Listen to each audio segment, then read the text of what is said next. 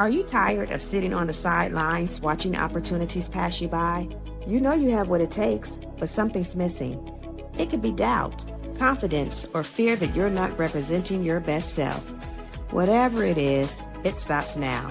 It's time to align your passion with your purpose and seize the opportunities that await you. I want to see you get back in the game. So join me and my expert guests as we talk all things image, branding, and a bit of entrepreneurship. So if you're ready to gain insightful tips, tools, and strategies to help you amplify your presence and define your impact for greater success, sit with us as we talk about it.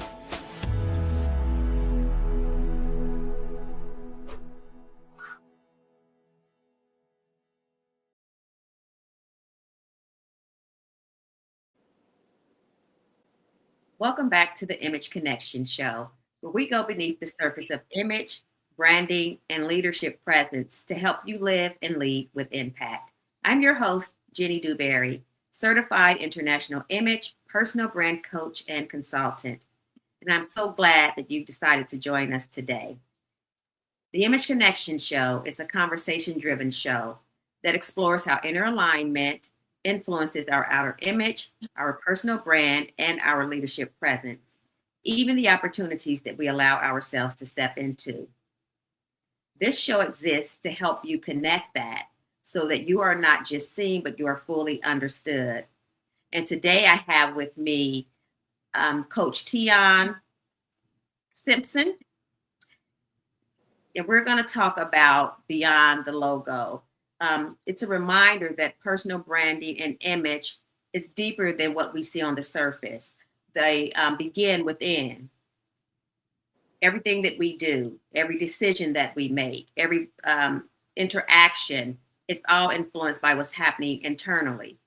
And when those blocks go unchecked, they quietly impact our confidence, our visibility, and then again, the opportunities that we allow ourselves to step into. So Coach Tiyon is a London-born entrepreneur.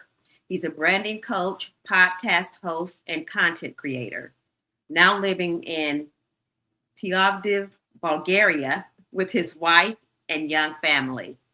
After spending almost 10 years in corporate financial services in the city of London, he started TL Simpson Enterprises, TLSE, in 2023.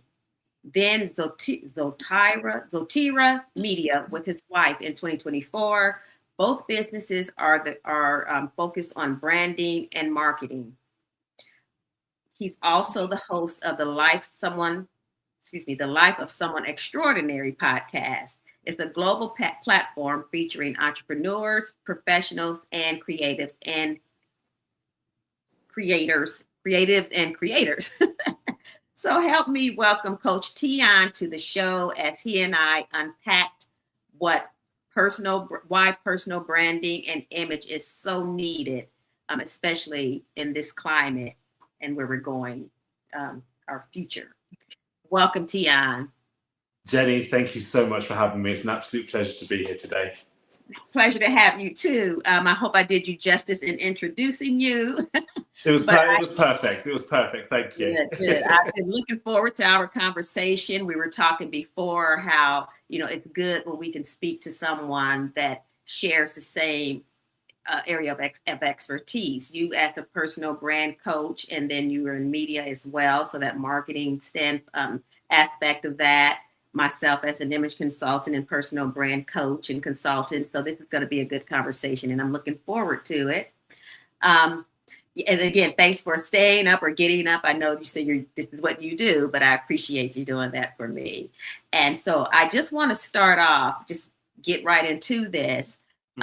Personal branding and image, they're often like interchangeable. People, when they think about image, they think about personal branding. When they think about personal branding, they think about image, but they aren't the same, right? Mm-hmm. Yeah, they're not the same. So a personal brand tells people about who you are, where your image helps individuals form opinions and help to build that credibility about who you say you are. What's your take on that? I was going to say, you've lined it up so perfectly, Jenny. It's fantastic how you kind of laid that out. And the reason why is because whilst you're absolutely correct in the sense where personal branding and image are very much distinct in their own entities, I think there's a lot that they have in common that actually sets them apart. Now, this is a show in and of itself talking about personal branding and image, so I'll just kind of keep everything to the surface. But you're absolutely correct. Personal branding essentially is your reputation or someone's reputation that speaks for you when you're not present. Yeah. And how I can kind of make that even simpler for anyone that's not familiar with what we do to understand that is every single person on this planet from 0 years old to 100 years old and everyone in between has a personal brand. Everybody does. And what that does in terms of, well, why would you need a personal brand consultant, for example, is that you can take that reputation or even craft a brand new reputation and formulate it for the purpose of either creating a business or essentially monetizing it, for example. And again, there's a lot of nuances within how we do that and yada, yada, yada, yada. Of course. But with image is slightly different because with your image, and this is where maybe a lot of PR comes into it. But when you are crafting an image, that basically says and shows to the outside world or the outside audience, but depending on who you're targeting, how you specifically want to be perceived. And that's interesting because personal branding is more on the psychological, where it invokes thoughts, it invokes feelings, it invokes either strong or negative feelings. I mean, here's a really, really good example of a polarizing personal brand. Your president, for example. Perfect example of this. With some people, if I mentioned his name, they're thinking he's the best thing since sliced bread and he's like a wonderful person. But for others, they would think, oh, goodness, what I won't say, I won't ruin the airwaves. But you know what I mean? It's like, that's just reputation. But if we're talking about image, what image, and we're not going to talk about the president now, we'll just talk about image in general. What image do you, if you're building your personal, professional image, do you want to display? Yeah. And as I mentioned PR, but one of the other things I'm sure we'll talk about on the show is content. Content is the perfect reflection of image. It's not just about what you say and how you want to be perceived, but it also is how you present yourself and how you want to be presented to the world as well. So again, I'm sure we'll dive into this in a lot more detail, but that's kind of how things are basically put in common, but how also they're separate as well, and why so much of it is in common. And both are about visibility and presentation. So your image it's communicating, and your brand communicates too, but your image is communicating, telling the world something about you. You hear the term all the time, your image speaks for you before you could ever say a word. And that is so true. We are, I call it gatherers. So we see people and we immediately form opinion about that person based on what we see, which is why being intentional about our image is very important. And then being intentional about your branding is important, because everything begins with a look. You just can't get past that. I mean, our other things come into play, but in those first few seconds, or even these days, that nanosecond, they're seeing before they're hearing, before they're having time to figure out what it is that you do, or even what you have to say. They're looking at you and deciding whether they want to listen to you, right? That's correct. Yeah. So when we talk about branding again, image and the part that it plays in branding, and then that authenticity and intentionality. Let's talk a bit about how we can be intentional, or how we should be intentional when we are crafting a brand. What is it that we need to understand about the brand that we want to be known for, or the brand that we want to put out? How can we be intentional about that? How can people be intentional about that? Because we can tell them all day long that you need to be intentional. You need to create a brand is going to have others think about you when you're not in the room. Mm. Do that, you know? Yeah, this is a great question, Jenny. This is a really, really good question. And the reason why it's such a good question is because when people think about intentionality, let's use both examples here with building a brand and also crafting an image, right? Mm-hmm. I think there are a number of questions that need to be asked before you even think about intention. And the first question, which any good personal brand consultant would ask a client, would be why? It's the most common, it's the most common question in branding is why. Why are you doing this? Why are you wanting to build a personal brand? Why do you want to be perceived in this way? Why do you want your image to look this way? So understanding the why is almost done to death now to an extent, but it's still so fundamentally important. The second part, which I think this is the part where I think a lot of people overlook this, and I've noticed this with a number of people that I speak to. And one thing that they forget before they get to the intention part is understanding who they're wanting to attract. Yes. And I think also as well, there's not enough attention that's being placed onto doing enough research and doing enough understanding and profiling of the types of people and the types of surroundings and the types of industries, depending if you're building a brand or an image for business, right? That you're wanting to be around, for example. So one of the things I'll share one of my trade secrets with you.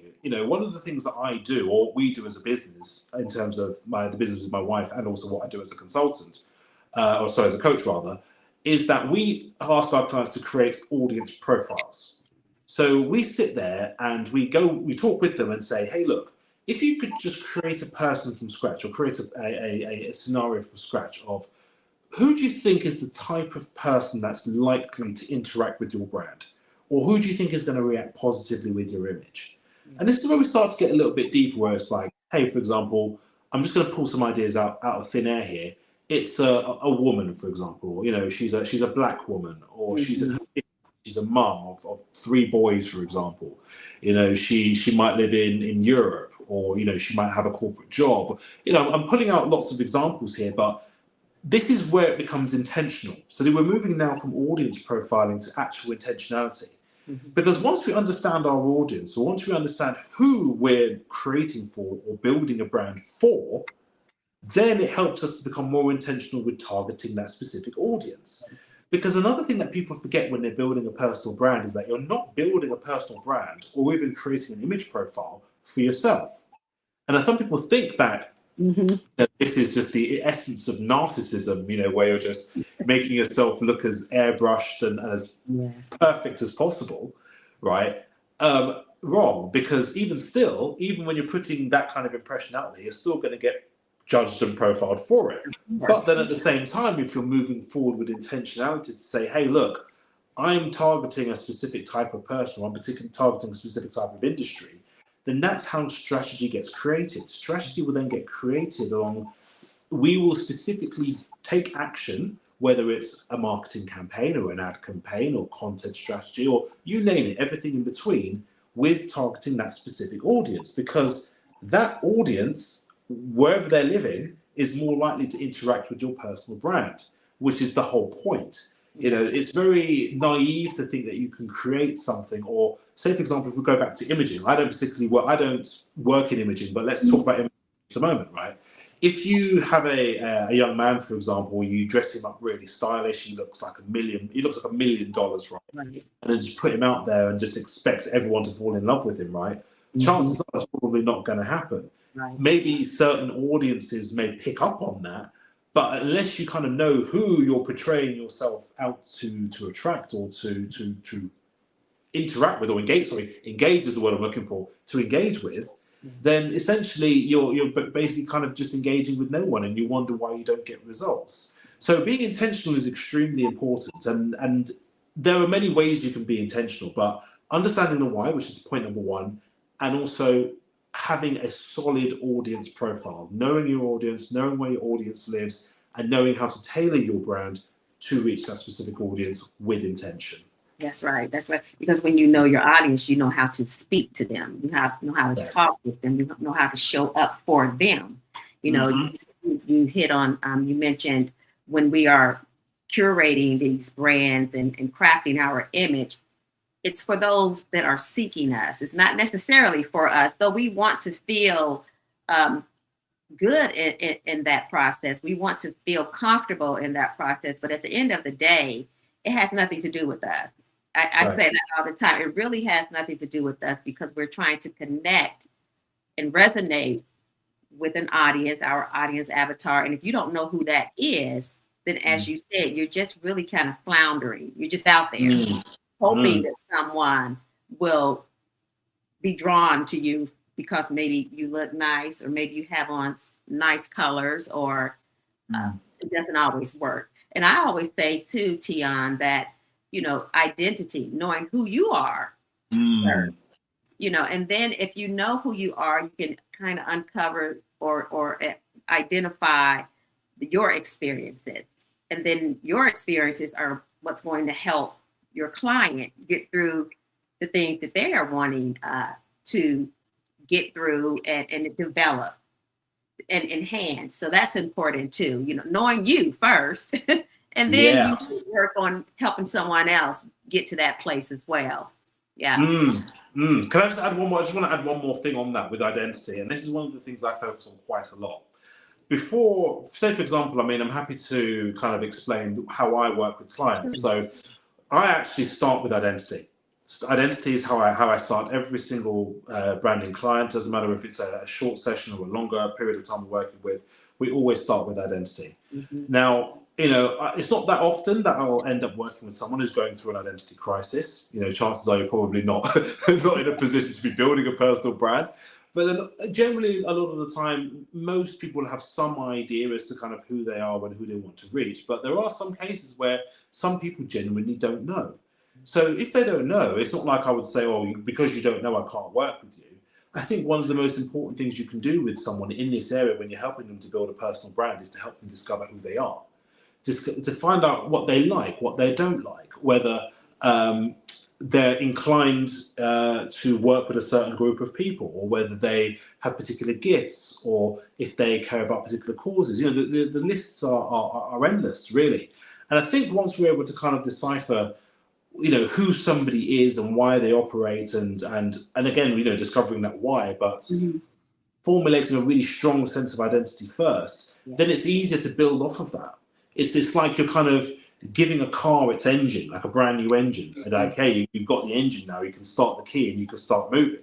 But then obviously the work comes with kind of helping the driver to kind of figure out where to go next. But at least the engine's in the car and it's working, There's no point trying to get the personal brand off the get the personal brand off the driver with a broken engine. It's not going to work. So the identity part is really, really important. And I think once someone understands that, unless they have a very, very good idea as to who they are, then the rest of it is for me, in my opinion, isn't going to be as effective as it could be. I agree because as I said, if you there's more people out here, in my experience, that really struggle with that question, who are you? Because I talk about how we get so busy. We're busy in the building businesses. We're busy in our careers. We're busy with family. So we never have time to really sit down and journal about things, or just sit down with self and really kind of gauge what is important to us, and then by knowing that, we kind of start developing our identity. Even like you said, most people that come to you and I, they do have a strong sense of who they are. But I have ran across some who don't. They think that their titles is what defines them. I'm the CEO. I work in the C-suite. I'm an entrepreneur. I'm this or that. But no, that's your title. But who are you? And so again, like you said, once you can identify that, then we can, and whether that's in image consulting or personal branding, we have to start with self first. That's the only way that we're going to be successful in helping them in that transformational journey, or there's just that journey in general. And I truly believe, and this is based on my experience, that personal branding for me was transformational because I did have to sit with myself. I did have to rediscover some things about myself in order to become, and I'm talking about personal branding, not from the sense of logos and from the business branding perspective, but personally, I had to figure out, who I truly was. And if I'm not doing this, if I'm not doing this task, or if I'm not working in this arena, who am I apart from that? And that takes work. Yeah. Yeah. Have you ran into clients that feel like they're really confident in who they are, but as you work with them, they get that aha moment, like, oh, I didn't realize that. Yeah, that's happened a couple of times actually, where I've had a couple of clients, for example, who have come in with, I want to build my brand in this area. This area could be whatever. So let's just say health and wellness, for example, just to pick something out of thin air, right? I want to build a health and wellness brand. This is what I love. This is what I enjoy.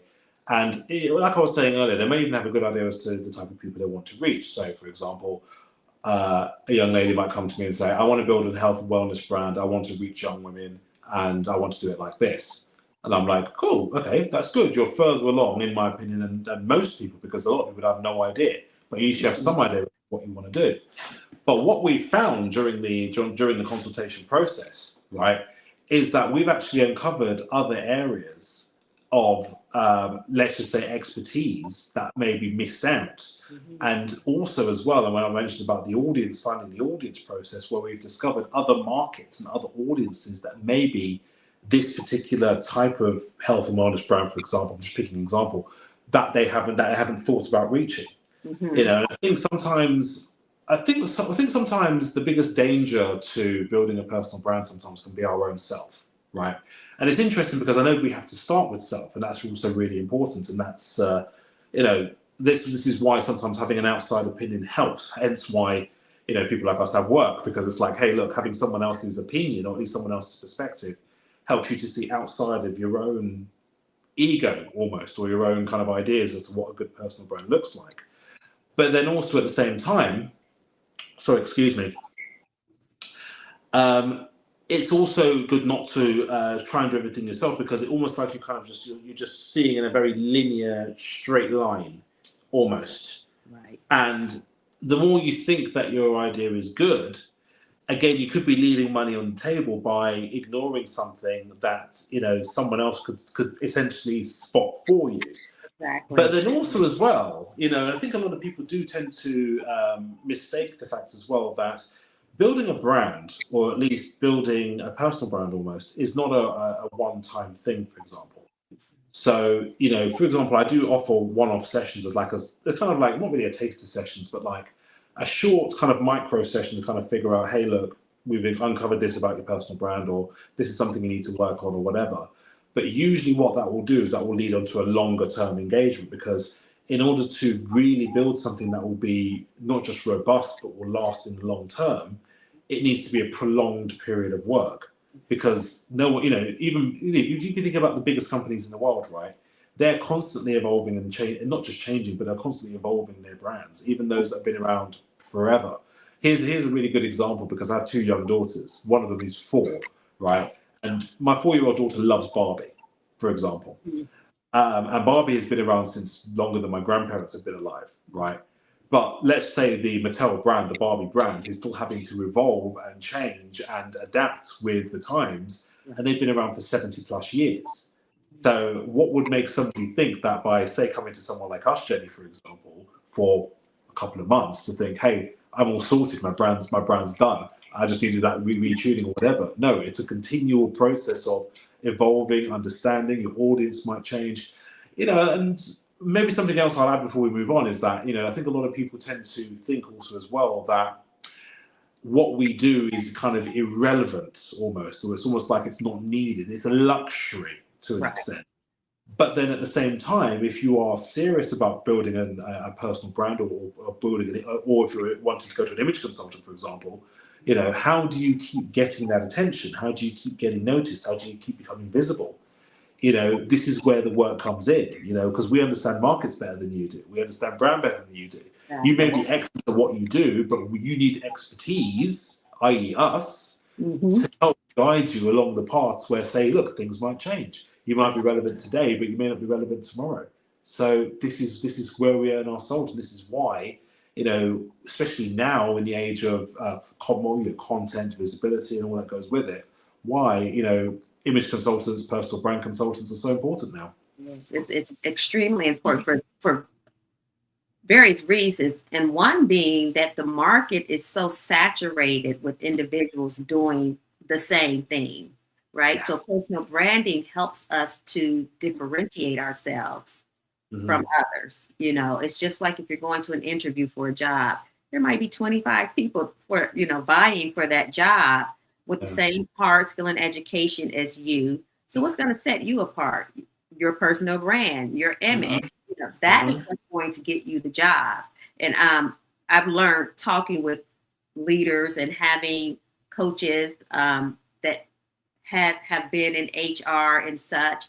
A lot of times they don't hire based on, of course, they want you to have the skills and the experience, but they make their decision based on the individual, which is another reason why branding and image is so important. And you mentioned about branding being ongoing. It is an ongoing process, as you said, and we are ever evolving. Imagine if, like you said, Mattel did not evolve with, or Barbie didn't evolve over time. You think your daughter would be playing with her in those? No way. I don't know when Barbie came out, but 1940s attire, So you have to stay relevant. And I know that one of my mentor used to always say, you have to stay current, because if you don't stay current, then others that are looking at you, they're going to think that you don't pay attention to detail, that you're outdated and you're out of the know of what's going on in the world. And that makes perfect sense. You're when we're operating from 5 years ago. So changes happen quickly. I mean, less than 5 years. It may be next week and we might have to do some rebranding. You never know. Absolutely. Yeah. And we talked about a bit before the show started, AI, and how it is one of our largest competitors anymore. We have to, keep up with her, he, whomever. So how would you say we need to get around that? We can get around that and still be relevant, still be visible, and make those connections and pitch our services. I love talking about AI and personal branding. It's my favorite subject. Yeah. The reason why is because oh my goodness, I love tearing this to pieces, and then I'll explain why. AI for a personal brand consultant is either the biggest tool, as in like the biggest savior, and the biggest nemesis at exactly the same time. Yes, if I could tell you, if I talk about the positive first, because believe me, there's plenty of negative. I'll tell you about the positive first. If I could tell you, as a personal branding coach, right, how AI has transformed my business, right? AI has been incredible in terms of back end work, add all of the admin that I don't want to do, content strategy, you name it. There are so many things where I'm able to service more clients, come up with ideas, come up with strategies with the use of using AI as a helper, so to speak. And I'll get onto that in just a moment, where I've been able to, it's been transformational for what we do, right? So that's the positive part. Now here comes the negative part, and there's so much negative. Always a negative. AI, our biggest competitor in terms of what we do, right? Our biggest competitor is the AI personal brand consultant. And I have encountered people who have used AI to build personal brands for them. And it's been fantastic. And I say fantastic because AI has built them a wonderful personal brand. It's flawless. The writing's all fine. Everything's all polished and everything looks great. But guess what? There's a million other people that have used the same AI piece of software.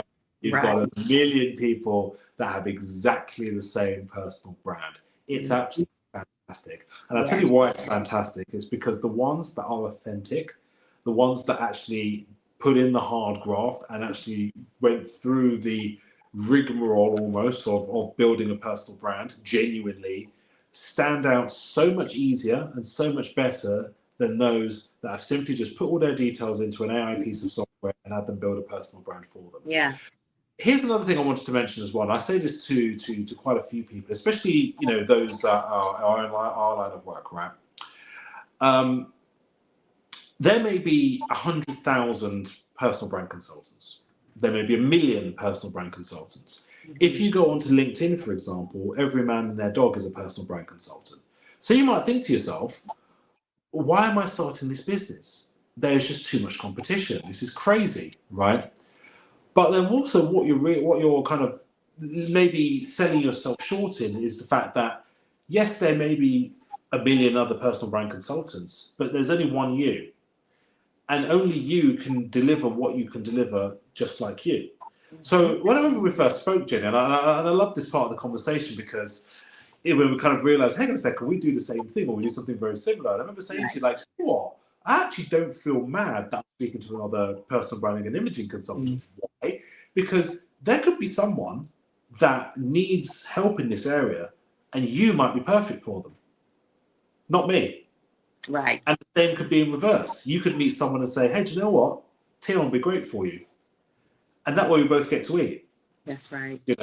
And at the same time, there could be others. It's like, hey, look, maybe someone else could be good for you because it could be the personality. It could be the way of working. It could just be certain levels of perspective. For example, for me, in terms of my strengths, in terms of what I do in personal branding, my strength is strategy. Strategy and content are my biggest strengths. So there could be another personal brand consultant who's more stronger on the psychological side, or on the audience profiling side, or in your case, the imaging side. That's also very important as well. So there's so many different things, right, that AI can't replicate. AI can't replicate personality. AI can't replicate the authentic human reason as to why you would want to work with a real personal brand consultant in the first place. And so this is where it comes to, again, my other favorite subject, content. This is where content is really, really, really important, because if you are creating content as a consultant or as a coach or as someone in this space, right, what is the easiest way to demonstrate how good you are and how you work than simply just putting content out there? You can obviously do things like this. For example, you can talk in some depth about your philosophy on personal branding or philosophy on image consulting, or you could just put, if you're on Instagram or TikTok or whatever, any other social media platform, of little insights of how, personal branding or content or marketing or all these kind of things that help you to build trust with prospective clients or prospective customers, so to speak. And then that will help them to give them an indication as to say, hey, look, I like how this person talks, or I like how this person is. Or say, for example, if we're going to talk about image, you could be a personal brand consultant who's maybe more on the glamorous side, for example. Or they may just want someone that's a bit more down to earth. You don't know what the customer is looking for. So this is why if you're using AI as like a substitute to build your personal brand, AI doesn't understand that, you're portraying something to reach a particular type of audience. We're going back to audience again. You're intentional with who you're looking for, the types of people you're looking for. And unless you've told AI that, AI doesn't know that. So if you say, for example, you've typed into, let's just pick ChatGPT, you've typed into ChatGPT, build me a personal brand, it builds you a personal brand, but you don't know who it's building for. So you're building something for everybody, and it's like, well, if you're building for everybody, really, you're serving no one. Right. So as I said, there's a lot. There's a lot here, and I think AI has made some people lazy, very, very lazy. It has. I agree, because when I found, and again, it can be change a transformation for businesses, helping you in the back end, helping you with content sometimes, but you still have to put your own personality in there. You still have to your content and maybe drop it and have AI to enhance it, word it differently, make it sound more professional, like make it sound more relaxed or whatever, but it still has to feel like you. It still has to have your voice and the tone and how you would deliver that message. So you're right. It's made a lot of people lazy. I think that when that is all and having AI build your personal brand is wild. to me. That's just, that's really wild because, like you said, how do they know who I am? Even if it learns us as we put information in, but it still can't really dictate who I am as a person, my personality, my values, my belief system. It'll never know that. So how can it create this personal brand that we want and that we want to be sustainable? Like everyone's out here with the same personal brand, talking the same language, looking alike, wearing the same outfits, because you can go to GPT and it'll build your whole outfit, but it doesn't know your body type. It doesn't know your coloring, so it's good for what it's good for, but human touch, it will never replace. It'll never replace us. Not at all. And we're seeing that in audience responses. We're seeing that in how audiences are reacting to not just our own personal brands, because obviously, even though we are personal brand consultants, we are still building our personal brands ourselves. Yeah. So we are almost our own customers to an extent. So we are noticing in terms of audience feedback that audiences are reacting more to the human, they're acting more to the authentic. That many people are now shunning AI. Anything that really looks remotely like AI, a lot of people are saying, "Hey, look, we want nothing to do with that. We want something real or someone real." But as you say, Jenny, you said it before, where you use AI to kind of touch up little things. This is something that I'm very open with. I do that. Many pieces of my content, for example, is mostly me speaking, but I've used AI to touch it up a bit, or I've used AI to help with content, for example. But at the same time, I wouldn't say to AI, "Please generate me a 60-second script for a reel talking about personal branding in general," for example. Yeah. And then just using that, and then you start speaking. You probably notice that now. But anyone that uses short form content a lot, you probably notice it now when you're scrolling and you start listening to something. You kind of just sit there and you listen to what they're saying, and they're like, "This is not them talking." Yeah, this is AI talking. This is, even though it's the person actually reading, but the wording, the phrasing, and everything saying, this is AI talking. Right. Yeah. Yeah. Because they use some of the same words, some of the same phrases, those catchphrases, those buzzwords. So yeah, you have to be really careful with that. And then, like you said, it makes people lazy. We lose our ability to really dive deep when we're writing. When you're actually sitting down, pen in hand. I like to write with the pen and paper because it sets with me better. When I'm writing, it really, really sets in my mind better. I can remember, and I write better than typing, going to AI. It just does not, I've tried it. I won't even say that I haven't, and it just did not feel right. I didn't feel right putting anything out there that really wasn't speaking to who I was as an individual. So AI, it can be a usable tool or a tool to enhance, but we can't use it as a crutch, and we have to remember that it can't be a crutch. I wanted to talk a bit about the misconception of this personal branding. You touched on when people think that it's not necessary. A lot of people think personal branding, image consulting is vanity, where there are actually tools as well. Each is a tool to help us get from where we are to where we want to be, right? So when I'm talking to my clients about their image and what their goals are, what their positions are, whether they're an entrepreneur or a professional woman, we want to talk about how we present ourselves, our presence, not just in what we have on, but our image in totality, how we behave, how we communicate. I call it our silent communicators, that first impression. So I think that matters in personal branding too, especially in a digital space.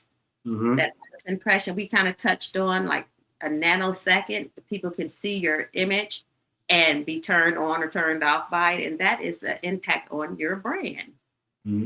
Yeah. So just thought that.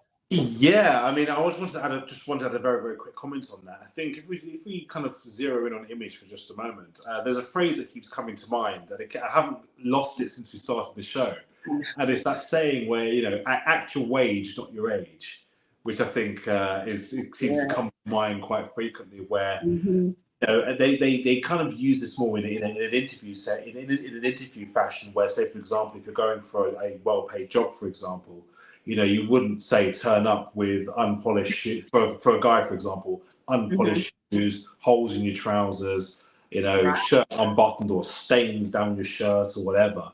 But then also at the same time, even if you maybe aren't earning that amount of, if you can't afford, even though you're going for a high-powered job or a high-wage job, you would at least try to present yourself in the smartest, most cleanest way possible. I would know because I've done it. I've been that person, for example. So, for example, I've gone for jobs in the City of London where I was working in corporate, where I knew I can't afford £500 suits or $500 suits, for example, or $1,000 suits, right? So I've got to make do with my $100, $200 suit and try and just present myself as best as possible to say that, hey, look, I'm going to walk into this environment with the image to say, hey, look, I belong here. That's right. Even though it may not be obvious that I belong here, but the way I carry myself, as I said, acting your wage before acting your age, gives the impression that, hey, look, this guy's made an effort, he's clean, he's well presented. Okay, it may not be flashy or designer or whatever, but still the effort is there. And also, not just with the actual physical clothing, but also with you mentioned the presence, the way someone carries themselves into an environment. Confidence with your head up, speaking clearly, speaking eloquently. These are just examples for, depending on what room you're going into. So I think, an interview as an example. But one other thing I was going to say very quickly before we move on was what you said, what we talked about earlier about personal branding not being relevant. I could not think that personal branding could not be even more relevant now. And there's two reasons why. One, with the change in the workforce. So, for example, that we're going to find over the next sort of 5-10 years or so, even now, starting from now, where many jobs and many industries are going to be decimated by AI. And we just spoke about AI, but people are going to be losing their jobs. So if, for example, if there are a lot of industries that are going to be pretty much almost wiped out, obviously new ones are going to be created. But then in the meantime, if you want to, I don't know, start a cake business or become a soccer coach or become a musician, or it doesn't matter what you want to do, there's a need for a personal brand, right? Because it's not just about, hey, look, create me a fancy website and a nice, sexy little logo. Hang on a second. There needs to be a brand created. There needs to be a personal brand created. Why should you buy my cakes? Why should you coach with this guy? Why are you the best piano player in New York, for example? These are things that people don't think about that need to be worked on, rather than just say, oh, I need a nice little logo and a nice little website because I'm starting this. Well, we live in the age now where there is so much saturation with content, with websites, with people on Facebook or whatever social media platform. You're not just going to put something online and wait for it to stand out. It's not going to stand out. You need strategy to get it out there. So it could not be more relevant, especially now in this day and age. So I agree wholeheartedly.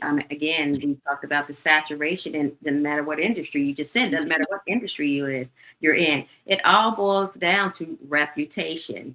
They want people connect with people, so they're going to experience you before they ever experience your business, unless you're this big, large corporation. But they still want to know who's running, who's at the head of this corporation, and what can I learn about that person to help me to decide whether I want to do business with that person, whether I want to know that person, what kind of volunteering, what does he do for the community? What type of, what am I trying to say? What was volunteering? What type of donations is he giving to community? How are they showing up in the community? So all of that is also a part of our brand.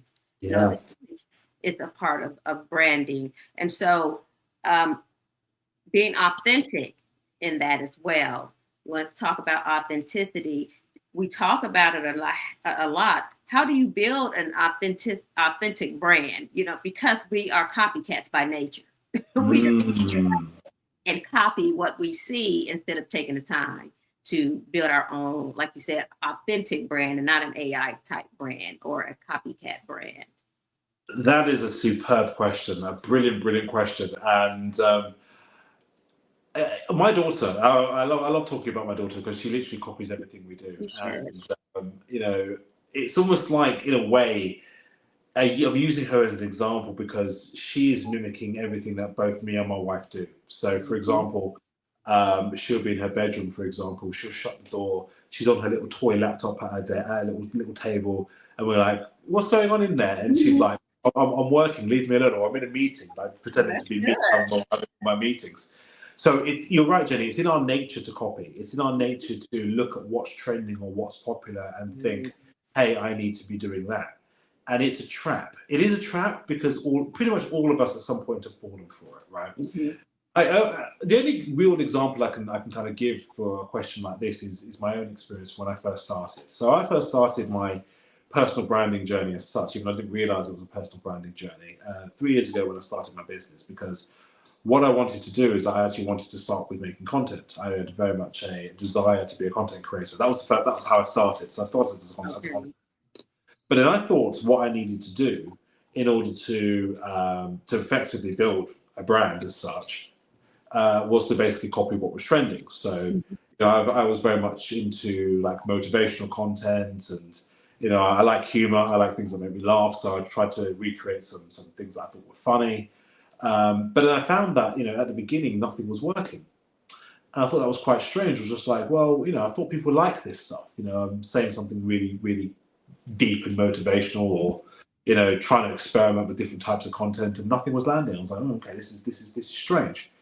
And then I had to kind of think about what was going on, and then I discovered some books, discovered some other content creators, and started doing some of my own research. And one guy who I would like to call the godfather of content creation, Gary Vaynerchuk, Gary V.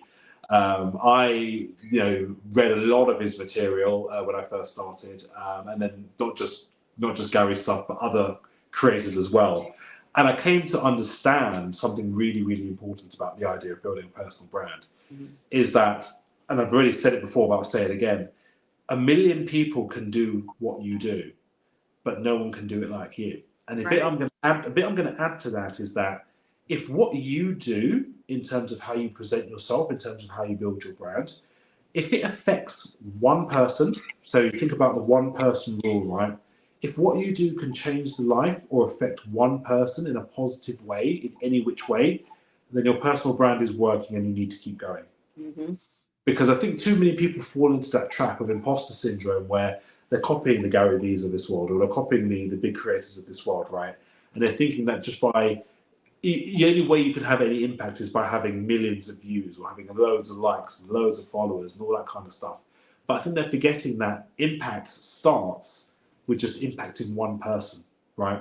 Because that's the idea of building a personal brand in the first place. It starts at the ground level. I think if you start the process of building a brand and aim for the stars too quickly, this is where, when I mentioned before about building a brand for everybody, but essentially reaching nobody. Because you're not thinking about your audience, you're not thinking about the maybe the 2 or 3 people that need your personal brand the most at this particular stage. And then once you've figured out either who that audience is or who those people are, then you start tailoring your content, your approach to that particular audience, right? So there is obviously so much more I could talk about in this particular area, but I think really the most kind of real thing I wanted to kind of leave was that authenticity matters because there is only one you at the end of the day. And also as well, the fact that if you are committed to learning the art of building a personal brand, because there is a lot behind it, but also as well, having a strong sense of self, knowing who you are, knowing the type of person you want to be, and understanding that you may have quirks, there may be things that you don't like about yourself, there might be things that people don't like about you that you think are being amplified. Like I'm happy to give a real personal example here in this. Many people, especially back home in London, maybe think I talk funny or talk weird. You're a black man, but you talk with a really weird accent. That was something that that bothered me for a long time. And I was like, well, hang on a second. It may bother you guys, but it may be fine for somebody else. And turns out it is fine for somebody else. So the things that maybe maybe the things that that you think are wrong with you, or things that don't make you you, when you try to put on a fake accent, or wear glasses, or do your hair a certain way. It doesn't matter what it is, right? There is always going to be someone that will either see themselves in you, or really connects with you on an authentic level. Maybe you're the person, warts and all, that they needed to see or hear and encounter. Yeah, so true, so true. Those quirks and those flaws that we see, perceived flaws, we have to embrace them. And I was just talking with someone earlier, talking about just that. We are who we are, how we see ourselves. Other people may not necessarily see us as we see ourselves, whether that's for the good or the positive, the positive or the negative. People are going to see us differently than how we see ourselves. And many times they see sometimes more value in what we bring to the situation than we do, because we're operating in this imposter syndrome realm, or we're thinking that, we don't have what it takes, when other people can see clearly that you do. And so when someone can say that to you, or you can recognize that, hey, whoever I am and whatever I am is resonating with someone else, then that's a confidence builder. And it really helps you to keep moving forward and keep going. So this has been, and one quick, because I want to tell the audience how they can get in touch with you, Coach Tiyon. But colors, when it comes to our brands, I found so many people that just put colors out. They don't understand the meaning of the colors, what the colors represent for them and their brand. So it's very important. And even if we don't talk about this for a long time, it's important to know what colors represent when you're building your brand, and when you're building your website, and even in your attire. What do those colors represent for you? And I've got a really interesting answer for this one, because my wife, for example, as mentioned, Jenna, we have a business called Zotira Media, where we work with small businesses and some individuals. But that business is primarily focused on the visual part. So we work a lot with colors, we work a lot with art, we work a lot with logos and graphic design and that kind of thing. We still do strategy, but my wife is an expert in this area. So this is something that we have a lot of focus in. But to kind of I want to use my own brand as an example, because again, we're going back to talking about intentionality, right? Now, when I started to focus on how I wanted to build my brand, the TL Simpson Enterprises brand, I wanted to give off a certain impression to people that encounter it. Now, I worked, as mentioned, I worked in corporate financial services for almost 10 years in London. And through that, I ended up working with some really interesting people, some very, very wealthy people. And I got to understand, not just in terms of what, that level of brand looks like in terms of the companies I worked for, but how the color schemes and the designs how the design made you feel, which also is obviously really important. So, for example, with my own brand, is that I took a lot from my time in corporate, and I actually wanted to incorporate that feeling of, you're dealing with someone that takes themselves seriously. You're dealing with someone that offers a premium level of service, which I do, and I'm very proud of that, because it's been curated over a number of years. I want someone that interacts with my brand to feel like they're dealing with someone that's high class, someone that's with a lot of integrity and standards. Right? It feels like you're dealing with a pseudo premium brand, right? Yeah. So the colors I chose for that were deliberate. I chose a deliberate navy blue and a gold, for example. Obviously, gold symbolizes wealth, even though I'm not really positioning myself as a wealth brand. But you see the two colors, how they blend together, and it's like, this immediately feels premium. Yeah. The designs, the simplicity, the way things are laid out and organized. My wife helped a lot with the branding part of that. But I said to her, this is what I want people to feel when they interact with my brand. And so she was pretty much an expert at picking the correct colors, the correct typography, the correct, all that kind of thing. All that stuff actually matters. Another very quick example is with Zotira, our business. We chose green and yellow, for example, because we wanted it to feel, again, premium, but not in the same way as what I was portraying, because my premium was kind of more on the wealth and high standards stakes. But the green, the dark green, was kind of more, it's deeper, it's soothing, it means something, but it still feels premium, it still feels like you're getting a really good level of service. So it's not just a case of just picking 2 colors or 3 colors that you like and just basing it off of that. Dare I say it, colors invoke emotion. Colors invoke feeling, for example. Say, for example, as well, I have a client, for example, who loves pink. Pink everything, right? That's fine for her because that's the image that she wants to portray. She's very female focused. She wants to give that impression of being very pink, very girly, very much female focused, right? And that's great. Pink and white is what she went for, but mostly pink. But that's the brand she wanted to create because she knew her audience. That's the impression she wanted to go down. And we could talk about this for a long time, but it is really important. So, again, let's talk about image for just a moment. How someone dresses and portrays themselves, what kind of colors go together. For a guy, certain color shirt with a tie for a particular type of interview or a particular type of setting. All these things matter. Again, as I said, colors invoke emotion, and what they see really gives an immediate impression. So if you turn up to a corporate interview with a bright orange tie and a turquoise suit, they're going to think you're a lunatic. Not going to work. But say if you turned up in a nice pinstripe suit and a nice, kind of like a grey, black and white kind of blend, and you look really high premium, like, oh, okay, hang on a second, this guy's actually worth talking to rather than a lunatic in a turquoise suit and an orange tie. So these things do matter, and they're really important. Yeah, the psychology of color. They colors speak for us as well. So the whole package. That's why I talk about the whole package in image in totality, all parts of it, and then branding too. You have to think about that. They all have meanings. They tell a story about us and what may be important to us as well. And this has been a really good conversation, Tiyon. I appreciate you joining me today. And if the audience wanted to connect with you, how would they be able to do that? Okay, very quickly, the easiest way to connect with me is on LinkedIn. So just search for me, Tiyon L Simpson. I'm very easily found on LinkedIn. I'm also found on Facebook, same name, Tiyon L Simpson. You can find me on Instagram as well, at Tiyon L Simpson. I also host a podcast called The Life of Someone Extraordinary. That's easily found on Spotify and Apple Podcasts. You can search for my name on YouTube as well. I'm in the process of kind of rebranding my YouTube at the moment, but you can find the podcast and my content on YouTube as well. I have a website coming, but in the meantime, if you are interested in what I do and you want to work with me, then please just get in touch, shoot me an email, shoot me a DM, and I'll be more than happy to have a conversation with anybody.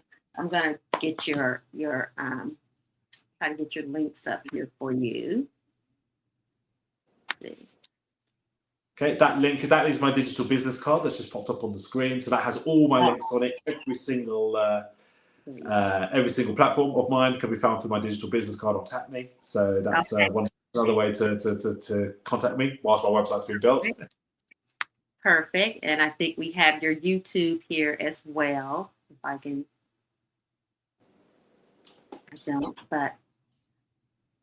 I don't, but you did. They did. There's a QR code here for your YouTube. So the listeners the viewers want to scan this QR code, they'll be able to find you, your YouTube channel, and learn more about Tiyon Simpson. He is a personal brand coach. He's also a content creator, and he is based in London.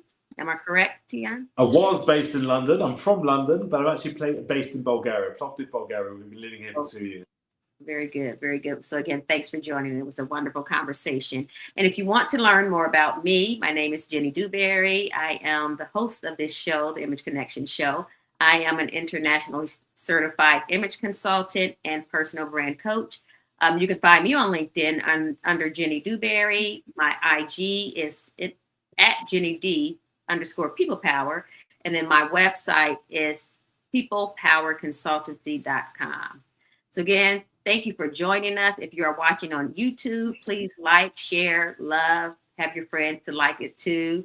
And again, we will see you here next week on the Image Connection Show. You have a final word, Coach Tiyon? No, I have nothing else to say, Jenny, but all I want to say is thank you for this platform. Thank you so much for having me. It's been an amazing conversation. And I wanted to publicly say good luck with everything that you do. It's an amazing show. And And I wanted to wish you all the best. Thank you so much for having me. I appreciate that. Thank you so much. Talk soon. You're welcome. Thanks for tuning in to the Image Connection Show. We truly appreciate you being here. We hope you'll join us again. And don't keep it to yourself. Invite a friend to tune in too. If you're ready to gain insightful tips, tools, and strategies to enhance your image, brand, and help you along your entrepreneur journey, this is where you want to be. I'll see you next Wednesday at 7 p.m. Eastern Time. Until then, keep showing up with purpose, presence, and power.